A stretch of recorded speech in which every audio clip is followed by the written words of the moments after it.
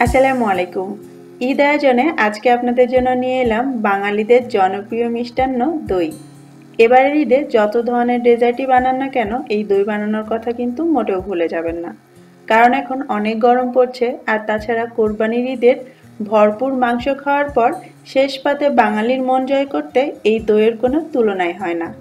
দইটা আপনি নাস্তার টেবিলে না দিয়ে ভুরিভোজ মানে পোলাও মাংস খাওয়ার পর তারপর পরিবেশন করুন। দেখবেন সবার মন এবং পেট দুটোই ভালো থাকবে। আজকের দইটা খুবই স্পেশাল কারণ আজকে আমি লিকুইড দুধ নয়, আজকে দইটা তৈরি করে দেখাবো পাউডার মিল্ক বা গুঁড়ো দুধ দিয়ে। আপনি আপনার পছন্দ মতো যে কোনো ধরনের ভালো ব্র্যান্ডের ফুল ক্রিম মিল্ক পাউডার দিয়ে এটা তৈরি করতে পারেন। আর আজকে আমি দইয়ে একটু হালকা মিষ্টি ব্যবহার করব। চলে এলাম মূল পদ্ধতিতে। প্রথমেই চুলায় মিডিয়াম আঁচে একটা প্যান বসিয়ে তাতে আমি 1/4 কাপ চিনি দিয়ে দিচ্ছি, সাথে দিয়ে দিচ্ছি 2 টেবিল চামচ পানি। তারপর অপেক্ষা করব এই চিনি আর পানিটা পুড়ে ক্যারামেল হওয়া পর্যন্ত। আর ক্যারামেলটা আমরা করব শুধুমাত্র দইয়ের মধ্যে সুন্দর একটা কালার আনার জন্য। আপনি যদি দইয়ের কালারটা না আনতে চান তাহলে এই পদ্ধতিটা অবলম্বন করার দরকার নেই, সরাসরি আপনি দুধটাকে জ্বালিয়ে নিতে পারেন। আমার ক্যারামেলটা তৈরি হয়ে গিয়েছে এবং আমি এটাকে একটু নেড়ে চেড়ে নিচ্ছি। ক্যারামেল তৈরির সময় একটা জিনিস মাথায় রাখবেন, এটা যেন বেশি পুড়ে না যায়, তাহলে কিন্তু আপনার দইটা একটু তেতো তেতো হয়ে যাবে আর এর মধ্যে বাজে একটা গন্ধ করবে। খুবই লাইট একটা ক্যারামেল তৈরি করতে হবে। তারপর আমি এর মধ্যে 3 কাপ গরম পানি দিয়ে দিচ্ছি। ঠান্ডা পানি বা ঠান্ডা দুধ দিবেন না, এতে করে ক্যারামেলটা আটকে যাবে। গরম পানি বা গরম দুধ দিলে সহজেই ক্যারামেলটা গলে যাবে। তারপর এটাকে এইভাবে নেড়ে চেড়ে পানির সঙ্গে মিলিয়ে নিব। যেহেতু আমি আজকে গুঁড়ো দুধ দিয়ে করছি তাই পানি দিলাম, আপনারা যদি লিকুইড দুধ দিয়ে করেন তাহলে সরাসরি দুধটা এর মধ্যে দিয়ে দিবেন। এবারে আমি এর মধ্যে 1 কাপ ভর্তি করে দিয়ে দিচ্ছি গুঁড়ো দুধ। 1 কাপ গুঁড়ো দুধ দিয়ে সাধারণত 1 লিটার দুধ তৈরি করা যায়, মানে 4 কাপ পানির সঙ্গে 1 কাপ গুঁড়ো দুধ মেলানো হয়। তবে আমি যেহেতু দুধটাকে একটু জ্বালিয়ে ঘন করব, তো ওই সময়টা বাঁচানোর জন্য আমি আগে থেকেই 3 কাপ দিচ্ছি। আপনারা যদি লিকুইড দুধ দিয়ে করেন তাহলে 4 কাপ দুধকে জ্বালিয়ে 3 কাপ করে নেবেন। এবারে আমি দুধ আর ক্যারামেলটা একসঙ্গে নেড়ে চেড়ে মিশিয়ে নিচ্ছি। আপনারা দেখে হয়তো বুঝতে পারছেন ক্যারামেলের কারণে দুধের মধ্যে খুব সুন্দর একটা কালার এসেছে। এবারে মিষ্টি করার জন্য আমি এর মধ্যে একটু কনডেন্স মিল্ক দিয়ে দিচ্ছি। প্রথমেই বলেছিলাম আজকে আমি হালকা মিষ্টি দই বানাবো, এজন্য আমি 2 টেবিল চামচের মতো কনডেন্স মিল্ক এতে দিচ্ছি।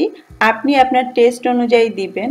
যদি নর্মাল মিষ্টির দই খেতে চান তাহলে এর মধ্যে 1/4 কাপ কনডেন্স মিল্ক দিলেই হবে, কারণ আমাদের আগে থেকে 1/4 কাপ চিনি দেয়া আছে। তবে এই গরমে ভরপুর খাওয়ার পরে হালকা মিষ্টি দই বেস্ট, এজন্য আমি হালকা মিষ্টি করে দইটা বানাচ্ছি। আমি একটু চেখে দেখছি, আমি যেরকম চাচ্ছি ঠিক সেরকমই হয়েছে মিষ্টিটা। আপনারা এইভাবে চেখে দেখে আপনার পছন্দ মতো মিষ্টির জন্য কনডেন্স মিল্কটা অ্যাড করতে পারেন। তারপর এটাকে নেড়ে চেড়ে 2-3 বার একটু বলক তুলে নিব। খুব বেশি জ্বালানোর কিছু নেই, কারণ আমরা অলরেডি 3 কাপ পানি দিয়েছিলাম 4 কাপের জায়গায়। আর দুধটা বেশ ভালোই ঘন আছে, এর থেকে বেশি ঘন করব না, তাহলে আমাদের দইটা কিন্তু বেশি আঠালো হয়ে যাবে। চুলা থেকে আমি হাঁড়িটা নামিয়ে এইভাবে নেড়ে চেড়ে দুধটাকে ঠান্ডা করে নিচ্ছি, যাতে উপর থেকে সর না পড়ে, এতে করে দুধটা সমানভাবে ঘন থাকবে। তবে হ্যাঁ, এখানে একটা জিনিস খেয়াল করবেন, এই দুধটাকে কিন্তু একদম পুরোপুরি ঠান্ডা বা রুম টেম্পারেচারে নিয়ে আসা যাবে না। এটা এতটুকুন গরম থাকবে যার মধ্যে আপনি একটা আঙুল বেশ কিছুক্ষণ ডুবিয়ে রাখতে পারেন। পুরোপুরি ঠান্ডা করলে কিন্তু আপনার দই জমতে অনেক বেশি সময় লাগবে।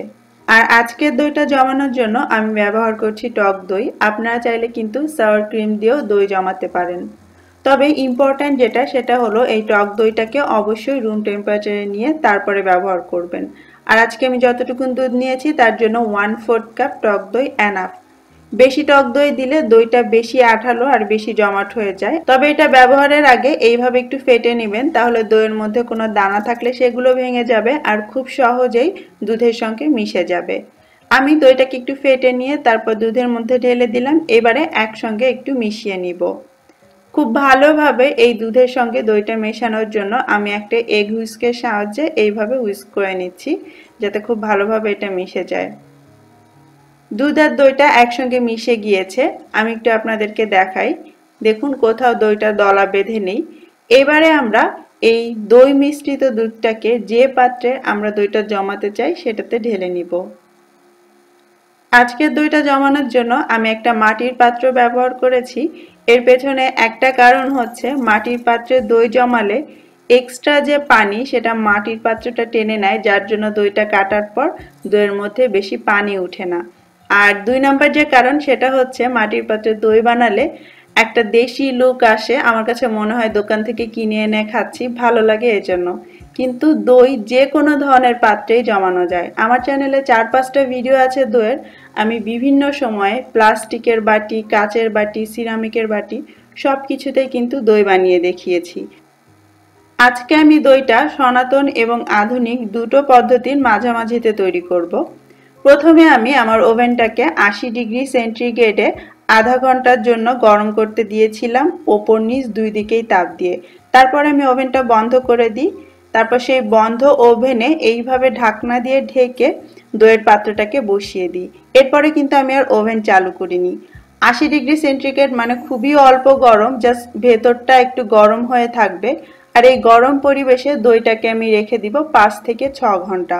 নর্মালি যদি আমরা কিচেন ক্যাবিনেটে রাখি তাহলে যেটা 7-8 ঘন্টা বা 10 ঘন্টা লাগে, এইভাবে একটু যদি আপনি ওভেনটাকে গরম করে তারপরে এর মধ্যে ঢেকে দইয়ের পাত্রটা বসিয়ে দেন তাহলে 5-6 ঘন্টার মধ্যেই দইটা জমে যায়।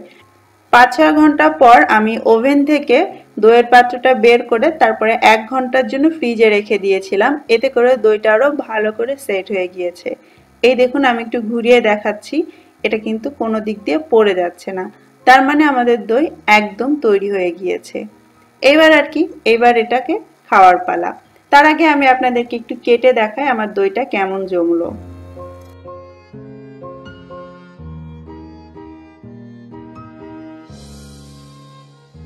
দেখতেই পাচ্ছেন কত পারফেক্টলি জমে গিয়েছে আমাদের গুঁড়ো দুধের হালকা মিষ্টি দই। এই গরমে ভরপুর পোলাও মাংস খাবার পর ঠান্ডা ঠান্ডা এক বাটি দই হলে কিন্তু মন প্রাণ দুটোই জুড়িয়ে যাবে। আশা করছি এবারের ঈদে আপনারা এটা মিস করবেন না। আর কোনো প্রশ্ন থাকলে কমেন্ট বক্সে জানাতে পারেন, আমি চেষ্টা করব অবশ্যই সেগুলোর উত্তর দিতে। সবাই অনেক ভালো থাকবেন। ঈদ মোবারক।